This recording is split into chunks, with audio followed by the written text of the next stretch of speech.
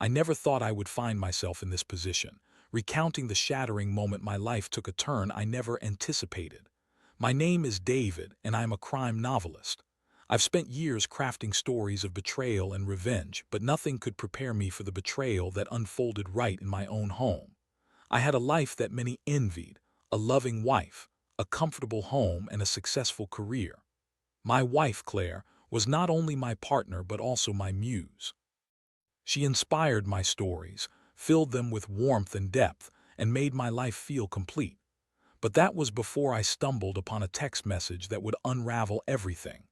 It was a late evening, the kind where the world outside was cloaked in the shadows of night, and I was in the study, working on my latest manuscript. I had just reached a particularly tense chapter when I heard Claire's phone ping from the kitchen. I didn't think much of it at first.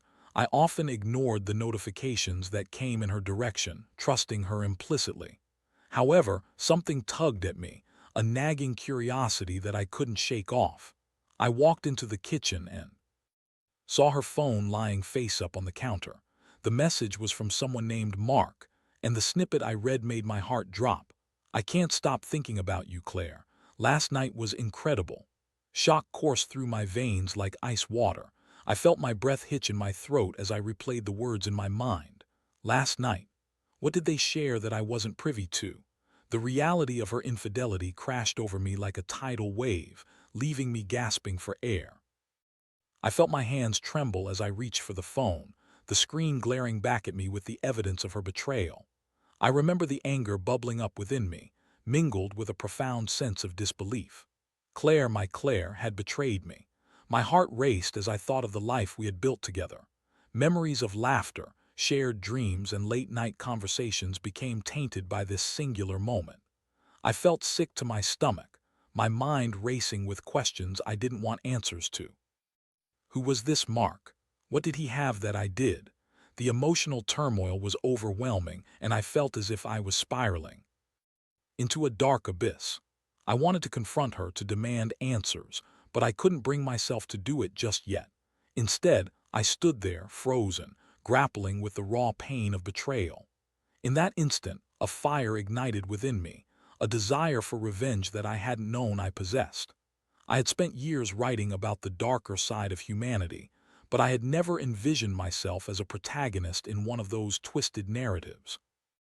I was a man wronged, and I would not let this go unpunished. The historian Mark was the object of my wrath, but I knew I had to tread carefully. I had to gather evidence, understand his world, and learn what made him tick. Revenge would be my story now, and I would craft it meticulously, like the plots I had woven in my novels. I took a deep breath, my mind racing with possibilities. This was no longer just about Claire's betrayal. It was about rewriting the narrative of my life. I would not be the victim in this story. I would become the author of my own revenge, and Mark would pay for what he had done. As I stood there in the kitchen, the weight of my decision settled on my shoulders, and I began to formulate a plan. I would dig into Mark's past, uncover his secrets, and expose him for the fraud he truly was. The historian's reputation would crumble, and I would be the one to strike the first blow. The night stretched on, heavy with the weight of my thoughts. I returned to my study, the glow of my computer screen illuminating the darkened room like a lighthouse guiding me through the storm of my emotions. I stared at the blinking cursor, but the words that usually flowed so easily were now replaced by a maelstrom of anger and betrayal. I needed to focus. I needed to channel this energy into something tangible, something that could fuel my revenge. I started by gathering information about Mark. A quick search revealed that he was indeed a historian, renowned for his work on early American history. The accolades he received were impressive. He had written several books and was often invited to speak at conferences. He was well respected in his field, and that only fueled my anger further. How could he, a seemingly reputable man, so easily betray the trust of another? The more I learned about him, the more I felt the fire of revenge stoke within me. Mark was not just a historian. He was a man with a public persona that could be dismantled. I imagined the headlines that could spin off my findings, the way his colleagues would react if they learned of his indiscretions. Would they still regard him with the same reverence? Would he become a pariah in his academic circles? I spent the next few days obsessively researching him. I dove into his past, combing through social media profiles, academic publications, and even old news articles. I found pictures of him at various events, always smiling, always surrounded by people who admired him. But behind that smile, I was certain there were cracks. Everyone had secrets, and I was determined to find his. I reached out to mutual acquaintances, using my connections in the literary world to gather intel. I played the role of a concerned friend, subtly probing for any dirt on Mark. It was during one of these conversations that I uncovered a hint of scandal, a rumor about a failed marriage due to infidelity. There it was, my first piece of ammunition against him. If I could verify this, it would serve as the foundation for my revenge. The more I uncovered, the more I felt a sense of satisfaction. I was no longer the passive victim of betrayal. I was becoming the architect of my own justice. The thought of exposing Mark's past filled me with a sense of purpose, but it also raised an unsettling question. Was I becoming like him? Was I willing to sacrifice my morals for the sake of revenge? These thoughts haunted me late at night as I lay in bed next to Claire, the woman who had shattered my trust. I could feel her warmth beside me, and yet all I could think about was the distance that had grown between us. I was living with a stranger, a woman who had chosen another man over me. I began to resent her not just for the affair, but for the way it had transformed my perception of our life together. I spent hours wrestling with my emotions, often caught in a spiral of anger and sorrow. I loved Claire, but I couldn't ignore the betrayal that had taken root in my heart. I wanted to confront her, to demand answers about her relationship with Mark, but I knew that doing so would only complicate my plans. My focus had to remain on revenge. It was the only thing that could drown out the pain. As the days turned into weeks, I meticulously crafted my strategy. I gathered evidence of Mark's past infidelities, piecing together a narrative that would paint him as a hypocrite, a man who preached integrity while indulging in his own betrayals. I even began to write a blog, a platform where I could expose his secrets without directly implicating myself. I wrote under a pseudonym, crafting articles that hinted at Mark's questionable morals and character flaws. I painted him as a man who had used his charm to manipulate those around him, a man who was not above exploiting his relationships for personal gain. It was thrilling to see my words take shape, to feel the power of the narrative I was weaving. But deep down, I felt a gnawing doubt. Was this truly justice, or was it merely an act of vengeance? I wrestled with my conscience, wondering how far I was willing to go. The lines between right and wrong began to blur, and I found myself questioning my own motives. I wasn't just trying to ruin Mark's reputation. I was also trying to reclaim my own sense of self-worth, to prove that I was not weak, that I would not be a victim. The night before I planned to publish my first piece, I sat at my desk, staring at the screen. The cursor blinked back at me, a reminder of the impending choice I was about to make. I took a deep breath, my heart pounding in my chest. This was it, the moment where I would either reclaim my narrative or lose myself entirely in the pursuit of revenge. The morning light spilled through the window, casting a golden hue across my desk. I had barely slept, my mind racing with the weight of my impending decision. I stared at the screen, my heart pounding as I prepared to hit the publish button. The article I had crafted was sharp, filled with insinuations about Mark's character, and it felt like a noose tightening around his reputation. I could almost hear the whispers of scandal echoing in my mind. Would this be the beginning of the end? For him, I hesitated, my finger hovering over the mouse. In that moment, I could feel the conflict within me, the part of me that craved revenge battling against the remnants of my moral compass. I had always prided myself on being a man of integrity, a writer who sought truth in every narrative. But now, here I was, ready to distort that truth to serve my own ends. With a deep breath, I made my choice. I clicked publish, and instantly, a rush of adrenaline coursed through me. The article was live, and I felt a sense of power wash over me. I was no longer the passive victim. I had taken control of my narrative. I watched as the views began to climb, the comments trickling in. Some supported my claims while others questioned my motives. But I reveled in the attention, and each notification felt like a small victory. As the days passed, my article began to gain traction. I watched as Mark's name appeared in conversations online, dissected and analyzed. It was exhilarating to see my words taking root in the minds of others. Whispers of doubt about his character grew louder, and I felt a twisted sense of satisfaction. I was dismantling the facade he had built, and it felt good. But amidst the thrill, I began to notice a change in Claire. She grew more distant, often lost in thought, and I could sense the weight of guilt hanging over her. I watched her as she scrolled through social media, her expression shifting from confusion to concern. I knew she had seen the article. I could see it in her eyes. The reality of my actions was starting to seep into our home, and I wondered if I had underestimated the consequences of my revenge. One evening, as we sat across from each other at the dinner table, the tension was palpable. Claire had barely touched her food, her gaze fixed on her plate. I was playing the part of a dutiful husband, but inside I was a storm of emotions. I wanted to confront her, to demand she explain herself, but I held back.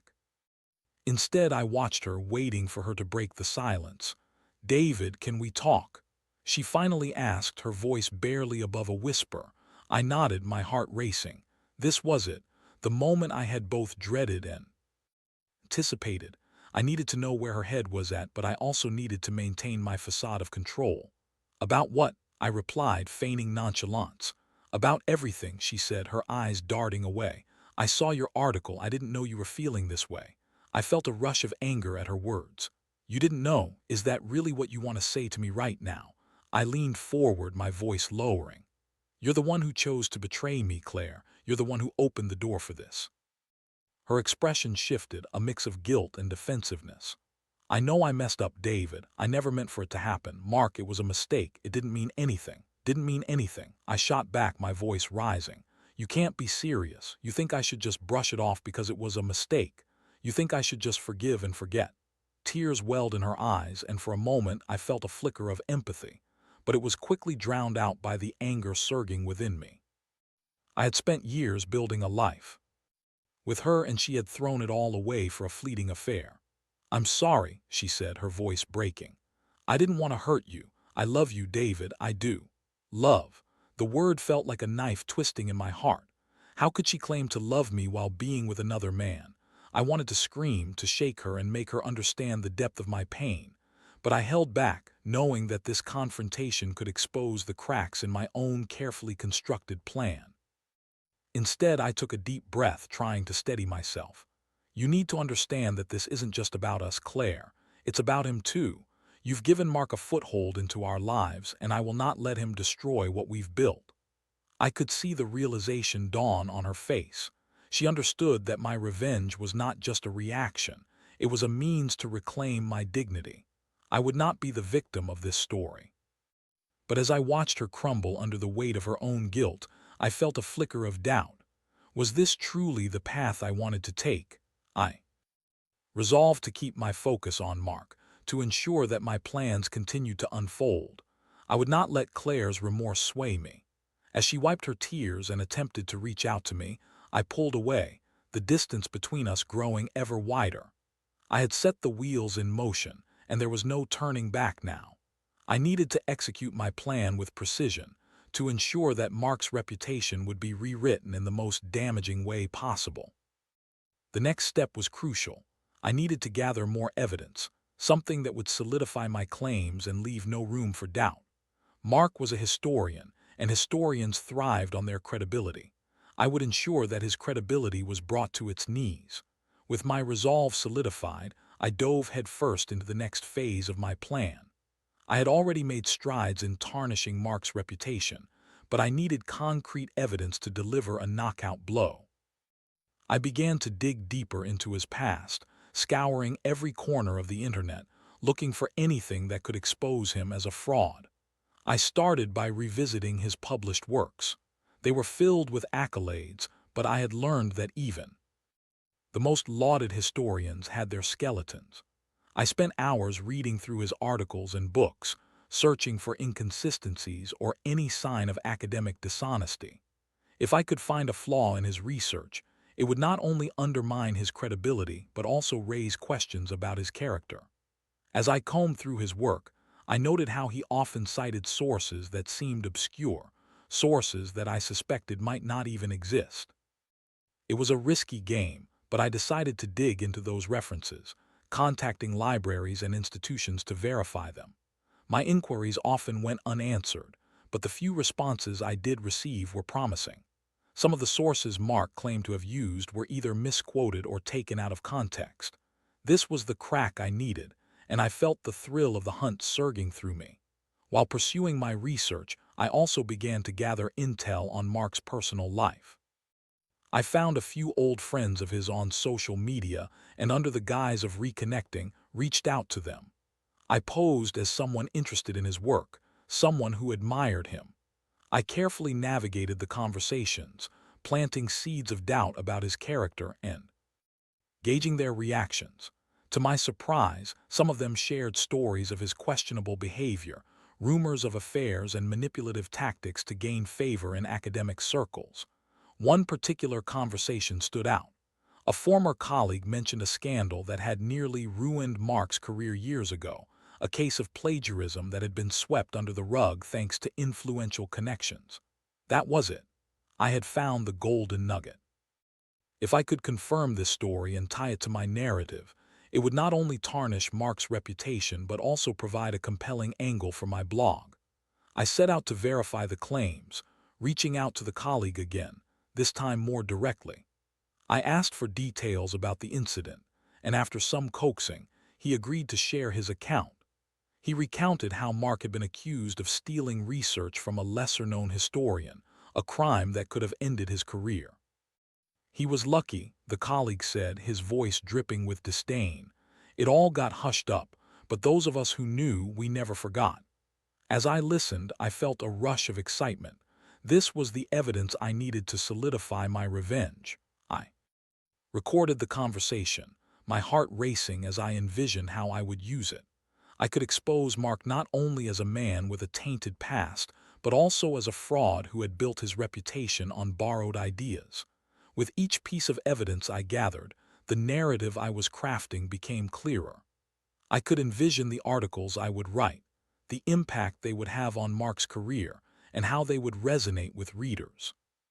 The thrill of crafting my revenge was intoxicating, but I also felt the weight of the moral implications pressing down on me. Was I truly justified in my actions, or was I merely succumbing to the darker parts of my nature? These thoughts plagued me as I continued my research.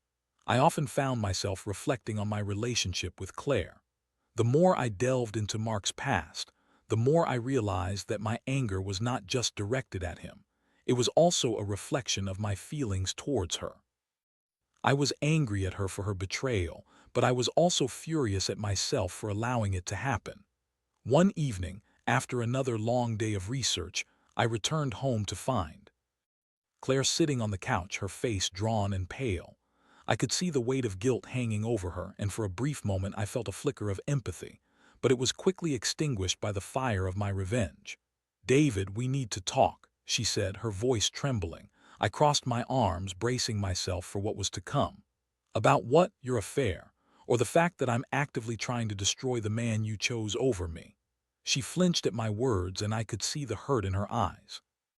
"No, it's not just about that. I'm worried about you. This obsession with Mark, it's consuming you." "Obsessed?" I spat, my anger flaring. "You have no idea what it's like to be betrayed, Claire. You don't get to lecture me on obsession after what you've done."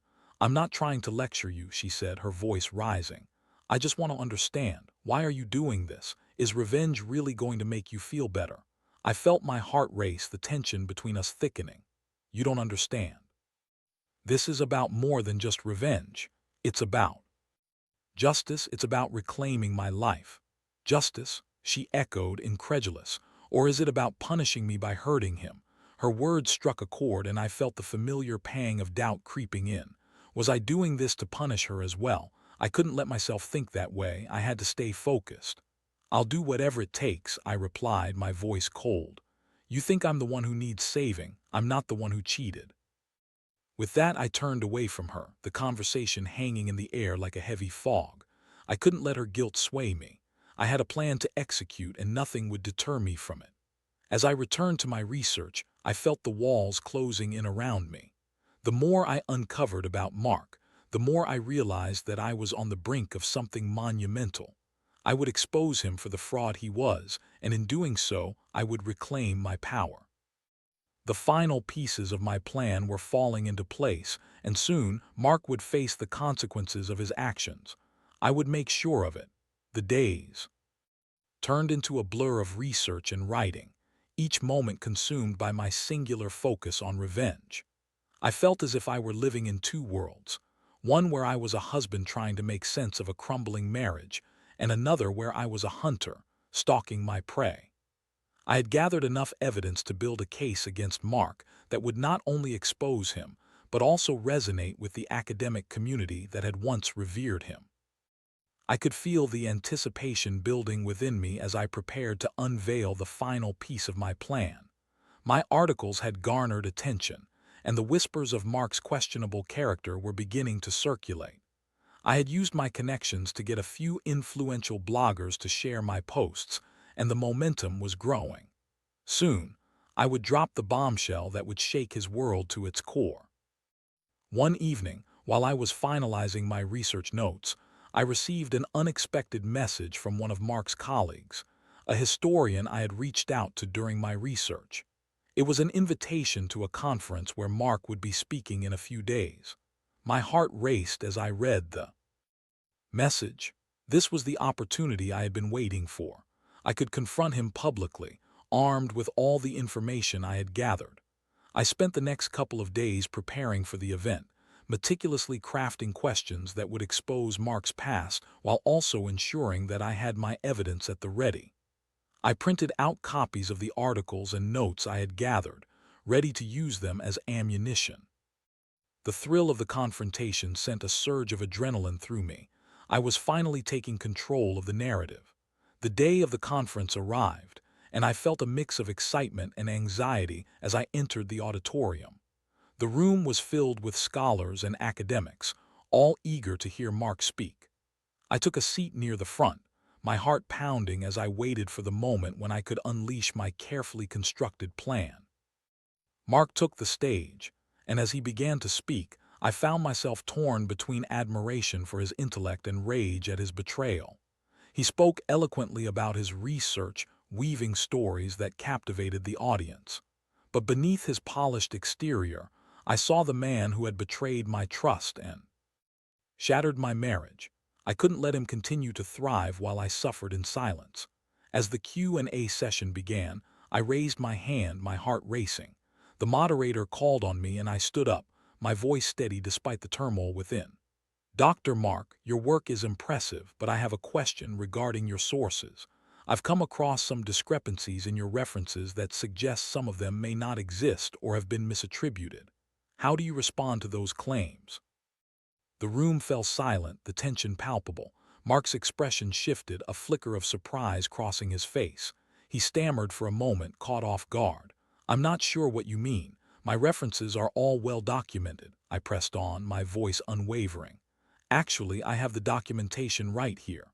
I pulled out my notes, waving them in the air, and I would be happy to share them with anyone interested.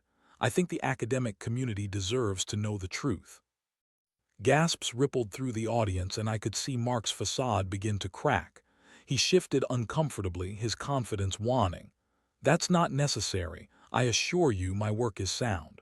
But the seeds of doubt had been planted, and I could see the audience's curiosity piqued. I continued, my adrenaline surging. And what about the rumors of your past, the plagiarism scandal that was hushed up? How do you reconcile that with your current standing in the academic community? Mark's face turned crimson, and I felt a rush of satisfaction. I had struck a nerve. The audience murmured, and I could see some of his colleagues exchanging glances. This was the moment I had been waiting for, the moment when his carefully constructed reputation began to unravel. Those are baseless accusations, he replied, his voice shaky. I have moved past that, and it has no bearing on my current work. But the damage was done. I could see the doubt in the eyes of the people around him. I had successfully turned the tide against him, and I relished the feeling of power that surged through me. I was no longer the victim, I was the one holding the reins.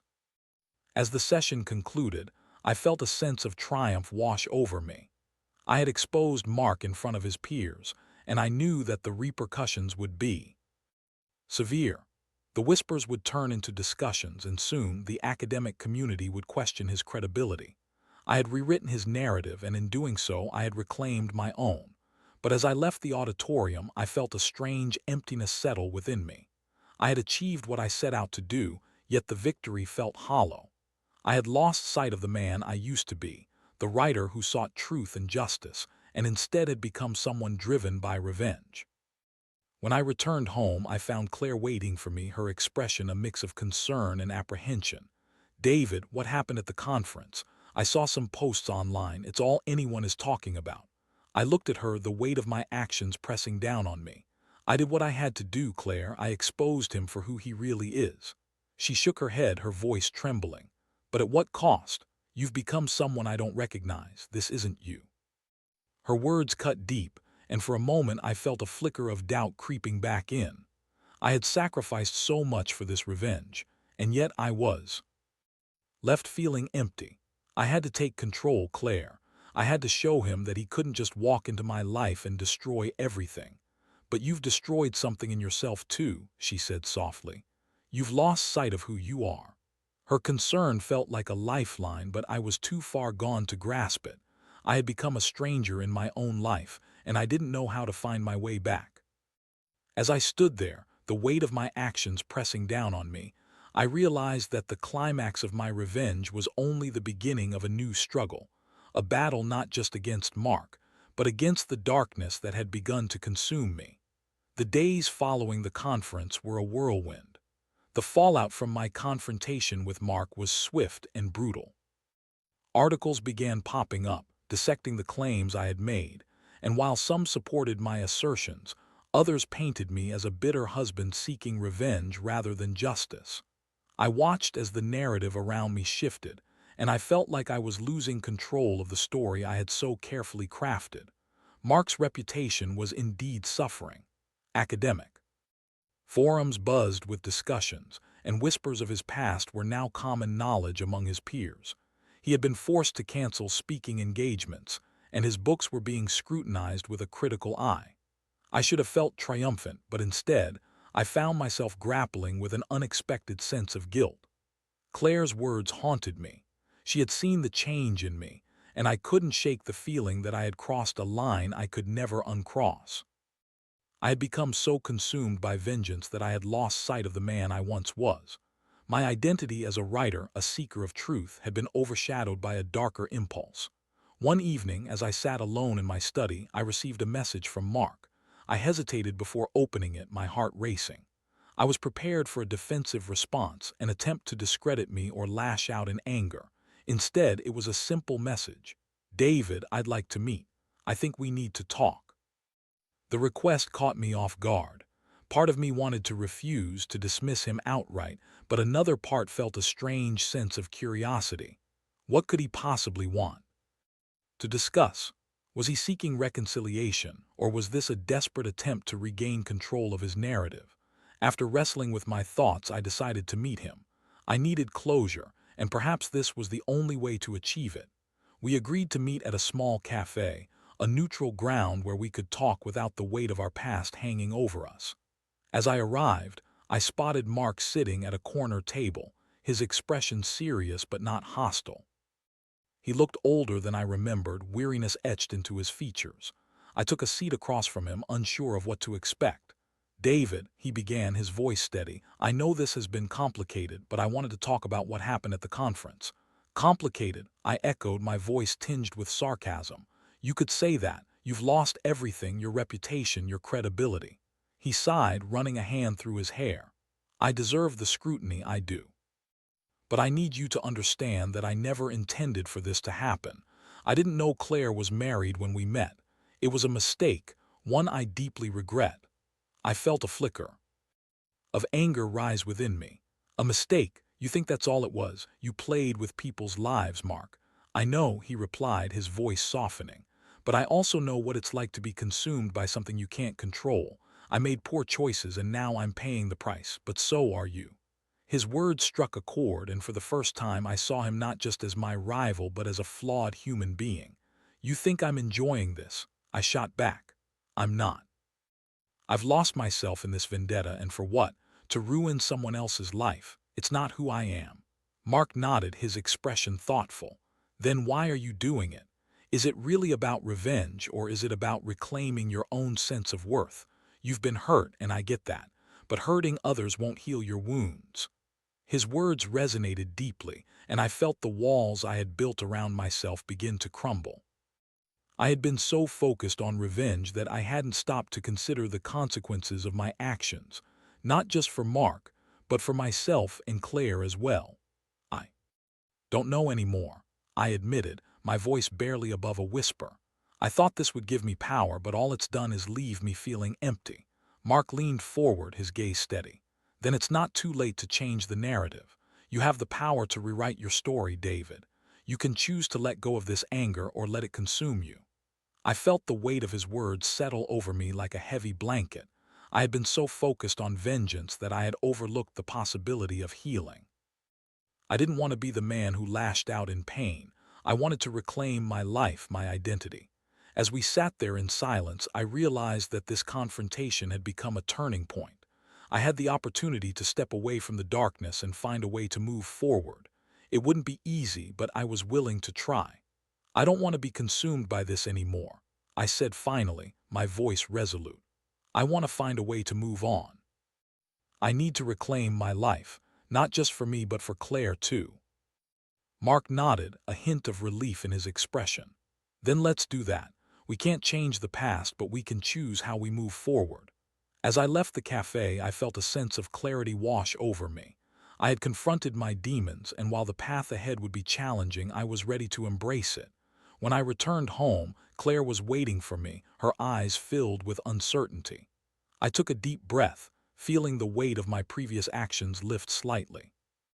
I need to talk to you, I said, my voice steady. About everything. As we sat down together, I knew it was time to begin the process of rebuilding, not just our relationship, but also my sense of self.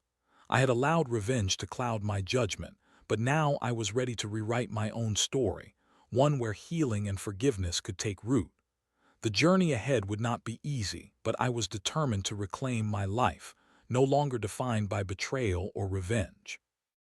I would find a way to heal, not just for myself but for the woman I still loved. In the end, I realized that true strength lay not in vengeance but in the courage to forgive and move forward. I would no longer be the author of a dark tale, but rather a storyteller of hope and redemption. And as I looked into Claire's eyes, I knew that we could write a new chapter together,